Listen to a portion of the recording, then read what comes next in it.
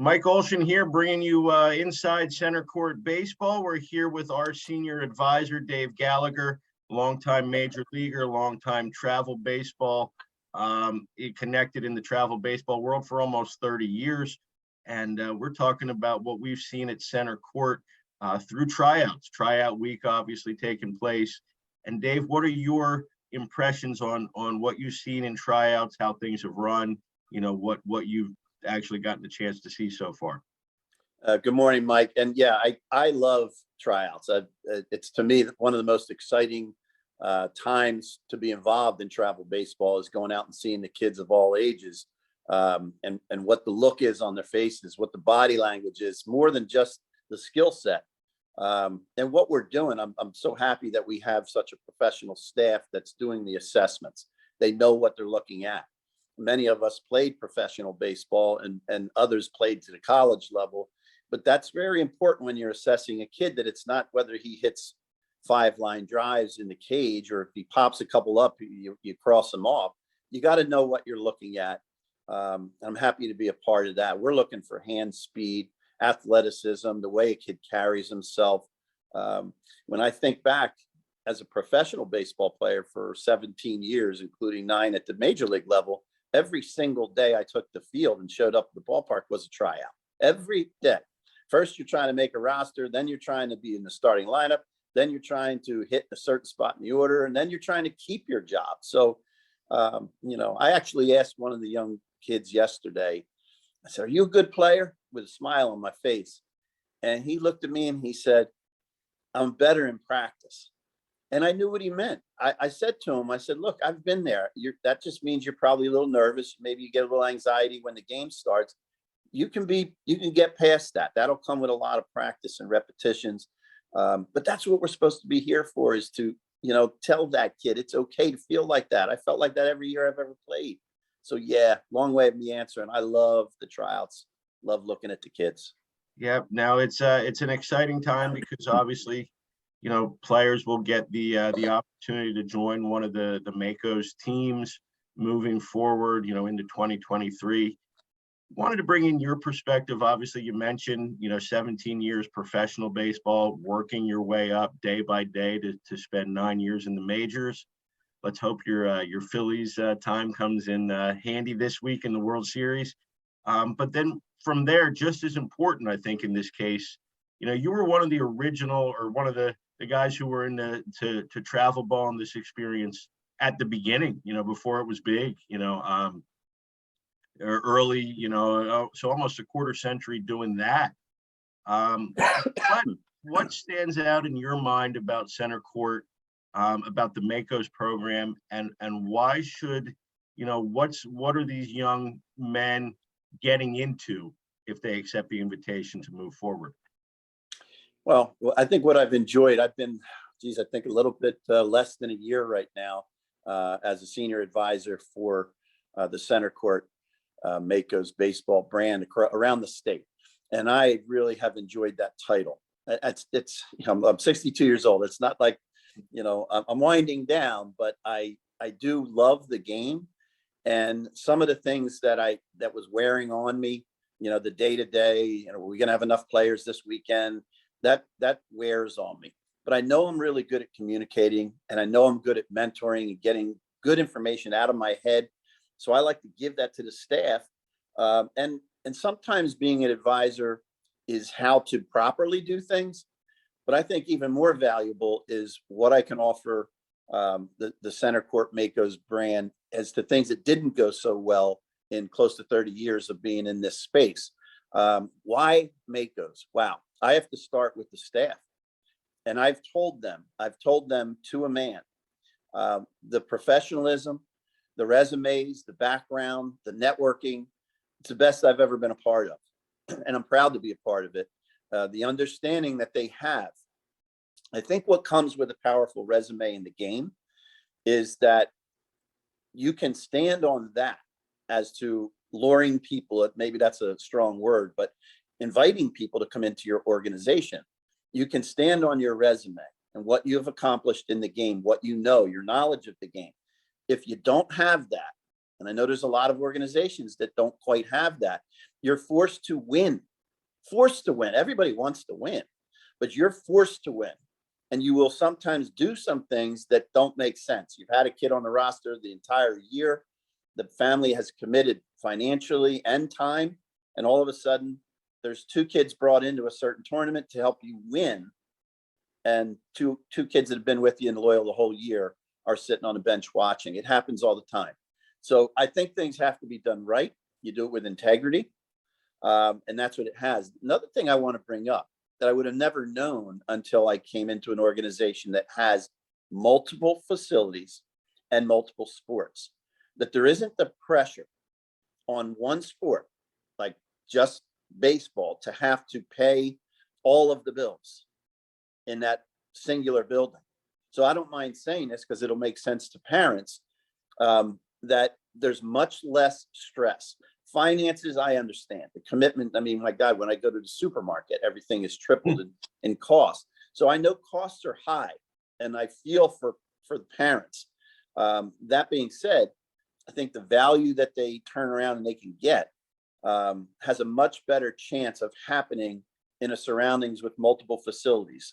As an example, we're growing in each spot. When you have teams out of Lawrence that it's very stable. You have Marlboro, which is becoming stable very quickly. I think they grew to 8 teams, and it looks like they might have between 11 and 13 after the tryouts. You have baseball organization in Gillette and Morris. Now, when this all comes together, I would say in 2 or 3 years, we will have all our tournaments just like every other organization, but we'll also be playing, in-house double headers. So if we play a double header on a beautiful Saturday or a Sunday on what would have been an off weekend, but we play a double header against Marlboro Makos or Morris Makos. Now you have 2 coaches per team. So that gives you 4 on the field with players who are all under the same umbrella. That's the kind of day I want to go to. Maybe Michael Rogers would also want to do that. So now you may have 6 people teaching every kid on the field, not just the team that you want to win, but every kid you're developing.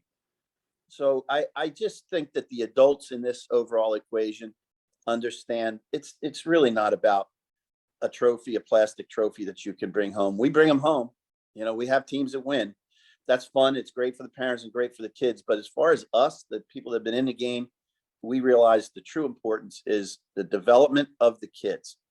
So I really want to encourage parents to try out for Makos now or in the future, that you look into the backgrounds of the staffing that any organization that you're going to try out for.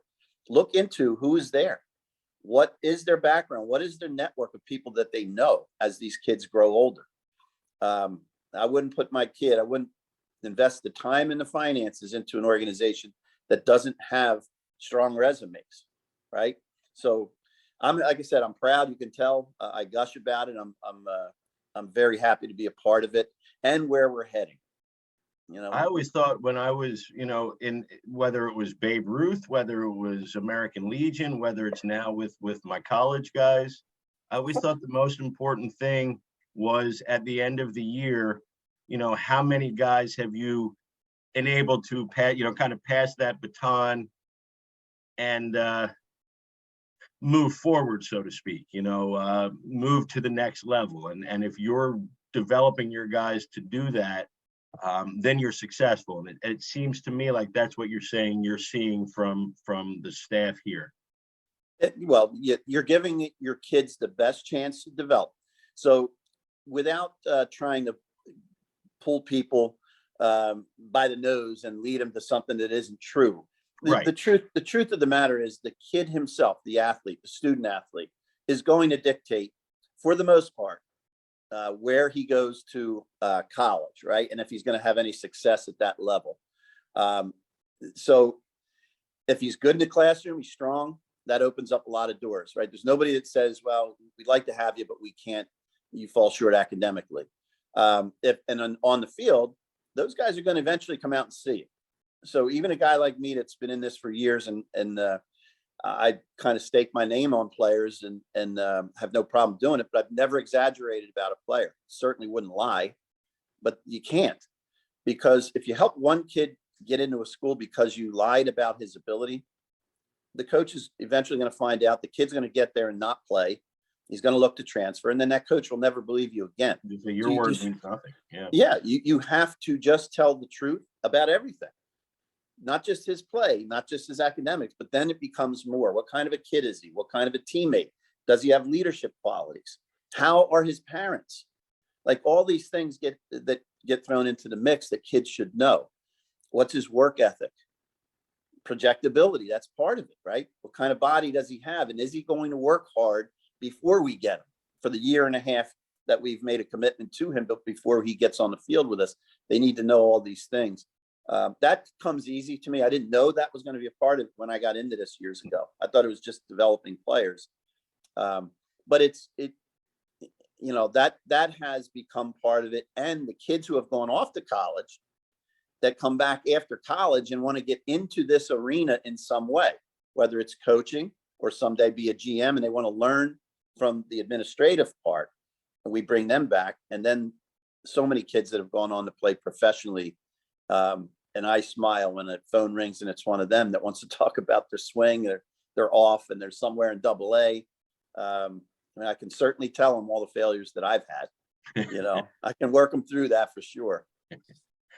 So another question here that obviously a busy week of tryouts, but for some people, things happen. They don't realize it till later that this is something that they might want to do. There's always opportunities to get involved, right? So, I mean, if somebody wants to play or somebody's interested in Centercourt and, they didn't get a chance to attend tryouts, what would be the next step? How could they go about and become a part of this family?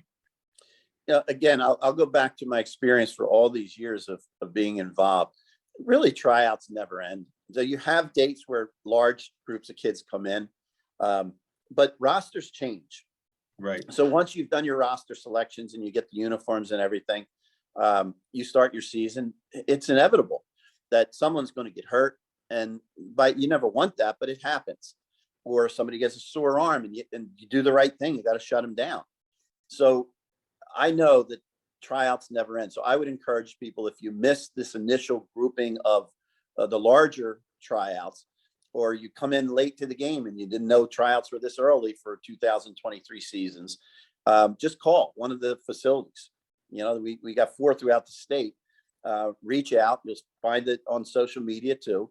And just say, my son is 11U and he's looking for a team. You may make a team and it's not what you thought it was, the organization, and you're looking to bounce. Call us. We can bring you in as an individual. It takes 20 minutes to see a skill set. Play a little catch, hit ground balls, some pop-ups, run a straight line. And it's very easy to see whether we have a spot on the roster for a player like that.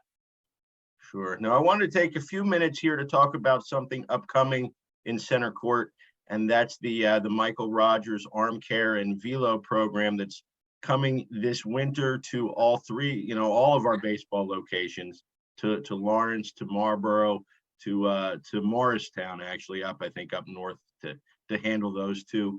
You're not a pitching guy yourself necessarily, but obviously you're a big Michael Rogers guy. You know him well from growing up, and him growing up and seeing his college and professional career, his coaching career. Why would it be important for somebody, a high school age pitcher, to come to get the opportunity to train with somebody like Michael Rogers to grow, to learn, arm care, velocity from someone like that? Well, the easy answer is Michael's resume. Going back to resume, it's like one of the best ever in our area. I remember him as a little kid when my oldest daughter was in I think it was either first grade or kindergarten. But I also followed his career through same high school that I was in at Steiner, and then off to college and pro ball. But he's so much more than that. His demeanor for youth development is top of the charts. He's laid back. He already has his accomplishments. So it doesn't have to any longer be about him.